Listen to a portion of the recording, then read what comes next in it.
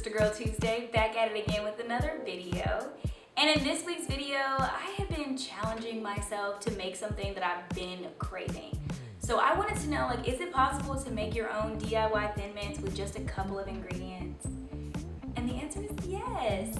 So this recipe is extra special to me because I had my vegan viewers in mind. So if you're vegan, this is another recipe that you will be able to enjoy. You know, I love to keep it 1000 with y'all at all times. So I just have one revision I would make when you guys try this recipe at home. And that's, instead of using the dark chocolate chips that I used here, use the semi-sweet chips. It'll really, give you the full-on Thin Mint vibe. So I want you guys to see this video, but before I go, don't forget to like, comment, share, and subscribe. And I'll see y'all next time.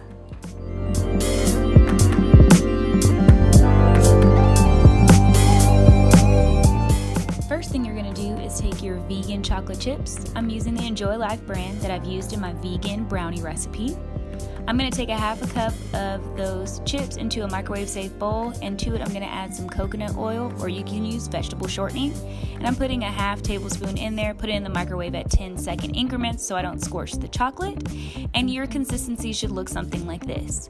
I'm now gonna take a 1/4 teaspoon of some mint extract to give us that minty flavor.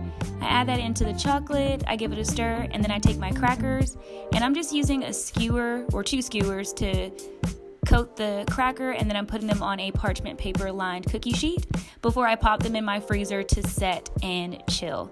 And then once they've done that, you just take them out and they are ready to serve. There you have it. Thin Mints, or are they?